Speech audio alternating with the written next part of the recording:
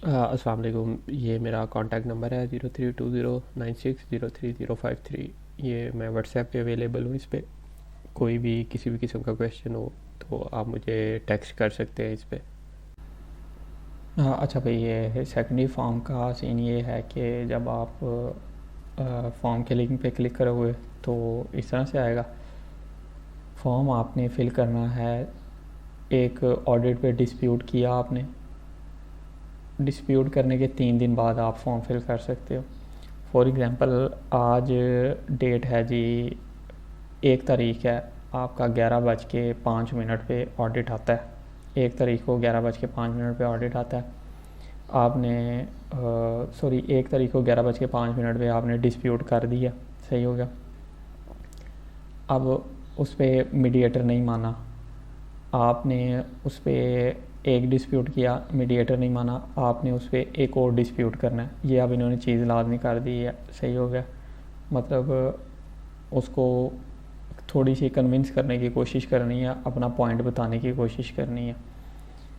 ये नहीं कि वो आपने उसे बहस लगानी है या ये वो, एक अपना पॉइंट बताने की कोशिश करनी है कि लास्ट टाइम भी मुझे आया था तो ये सीन हुआ था, या इस तरह से कुछ भी कर कर आके, सही है। तो वो माने फिर ना माने उसका मसला नहीं है। आपने 1 तारीख को 11:05 पे जो पहला डिस्प्यूट कर दिया, आपका टाइम वहीं से स्टार्ट हो गया। अब 1 से 2 एक दिन हो गया, 2 से 3 2 दिन, 3 से 4 तीसरा दिन। 4 तारीख को 11:05 पे आप अपना ये सेकेंडरी फॉर्म फिल कर सकते हैं। इससे पहले करेंगे तो वो आपकी ये इसको ना रिक्वेस्ट को एंटरटेन नहीं करेंगे। वो कह देंगे भाई अभी 3 दिन ही हुए, आपने पहले ही कर दिया। तो मैं ऐसे ही करता हूँ, टाइम का ध्यान रखता हूँ।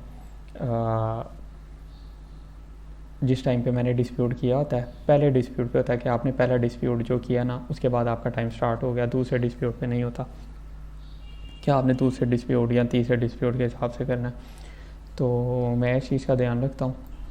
जब मैंने पहला डिस्प्यूट किया हो, अगर मैंने फॉर एग्ज़ाम्पल 11 बजे किया, तो मैं 3 दिन बाद 11:10 पे फॉर्म फिल करता हूँ। क्योंकि एक मरतबा मैंने ऐसे किया था, मेरा ऑडिट थे तो मैंने ना, हाँ, पूरे टाइम पे ही ना फॉर्म फिल कर दिया। मतलब फॉर एग्ज़ाम्पल वो CST टाइम के हिसाब से 5:45 पे मैंने पहला डिस्प्यूट किया था, तो मैंने 3 दिन बाद 5:45 पे ही फॉर्म फिल कर दिया। तो वो 1 मिनट शायद पहले हो गया ना, इन्होंने वो मेरा मतलब कि मुझे रिप्लाई किया कि तुमने 3 दिन पूरे होने से पहले ना कर दिया है फॉर्म फिल। तो 10-15 मिनट बाद आप कर दें, जवाब अगले दिन ही आएगा। अगले दिन नहीं तो उससे अगले दिन, नहीं तो उससे अगले दिन। फॉर्म फिल करने के 5 बिजनेस डेज़ के अंदर ना रिप्लाई आता है। बार बार फॉर्म नहीं फिल करना। अगर आपको सोमवार को नहीं रिप्लाई आया तो मंगल को आएगा, जुमे तक आपने वेट करना है। अगर आपको जुमे तक नहीं आता फिर आप नेक्स्ट मंडे को दोबारा करें। लेकिन ऐसे होता नहीं है कि रिप्लाई आए ना, सही हो गया। अच्छा जी, सबसे पहले यहाँ पे आपने अपनी यूज़र आईडी लिखनी होती है। यूज़र आईडी कहाँ पे होती है, आप अपना उधर अकाउंट सेटिंग में जाएं अपनी आईडी की, तो वहाँ पे यूज़र आईडी लिखी होती है ऊपर ही, सही हो गया। वो 6-7 नंबर्स लिखे होते हैं। फिर आपने अपना पेपॉल ईमेल एड्रेस लिखना होता है। पेपॉल ईमेल कौन सा लिखना होता है, जो आपका अभी इसके साथ लिंक है। अगर आपने चेंज कर लिया है पेपॉल, तो फिर वो वाले पेपॉल का लिखते हैं। कुछ लोग हैं वो चिली पेपॉल यूज़ करते हैं, वो हर वीक ना पेपॉल चेंज करते हैं। तो जब भी जो सा आपका पेपॉल कनेक्ट होगा ना फॉर्म फिल करने के टाइम पे आईडी के साथ, उसका ईमेल आपने यहाँ पे लिख देना। फिर कॉल आईडी लिखनी है। कॉल आईडी क्या होती है, वो जो ऑडिट आया होता है उस पर ऊपर कॉल आईडी शो हो रही होती है ना, ये हो गया। वो कॉल आईडी आपने लिखनी होती है यहाँ पे। फिर ये पूछते हैं कि आपका डिस्प्यूट 3 दिन पुराना है, फिर आप इसको यस करते हैं।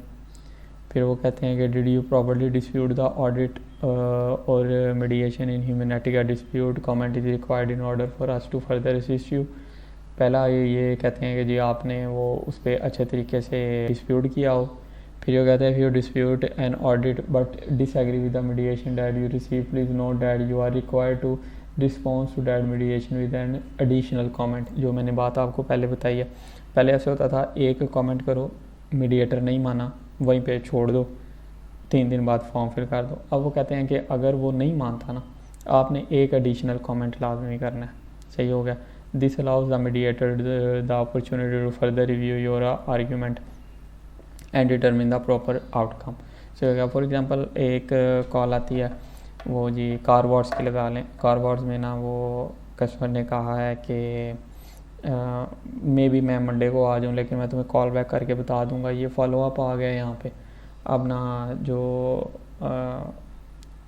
आपको ना इस पर ऑडिट आ जाता है, क्योंकि आपने ये इसको थर्ड ऑप्शन पे किया हुआ है। आप डिस्प्यूट करते होगे इसमें फॉलो अप है, तो नहीं, आप डिस्प्यूट करते हो कि ना अपॉइंटमेंट नहीं सेट हुई, तो थर्ड ऑप्शन में जाना चाहिए। मीडिएटर आगे से कहता है कि नहीं, उसने कहा है कि मैं मंडे को आ जाऊँगा, तो ये फर्स्ट ऑप्शन ही जाएगा, ये अपॉइंटमेंट मंडे की सेट हो गया। फिर आप कहते हो कि नहीं भाई, अब ये चीज़ चेंज हो गई है, वो अपडेट उन्होंने कर दिया, अगर फॉलो अप हो तो आप उस पर नहीं कर सकते, फर्स्ट ऑप्शन में नहीं डाल सकते जब तक फॉलो अप है, कोई फर्म या सॉफ्ट अपॉइंटमेंट सेट नहीं हुई। तो फिर वो मीडिएटर अगर मान जाए तो ठीक है, नहीं माने तो फिर आप फॉर्म फिल कर दो ना। सही हो गया। फिर आप इसको भी यस करते हो। फिर यहाँ पे आप मंथ, डे और ईयर लिखते हो जिस दिन आपका ऑडिट आया होता है।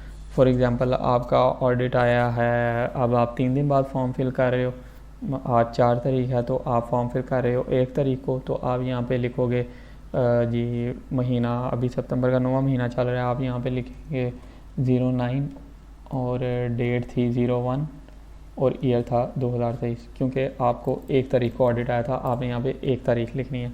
जिस दिन आप फॉर्म फिल कर रहे हैं वो वाली तारीख नहीं लिखनी। What is the date that your dispute was provided. ठीक है, जो डिस्प्यूट जिस दिन किया होता है ना, उसकी डेट लिखते हैं। फिर वो कहता है was your dispute mediated. Sometimes ऐसे होता है कि मीडिएटर रिप्लाई करते हैं किसी ऑडिट पे, समटाइम्स ऐसे होता है मीडिएटर रिप्लाई नहीं करते।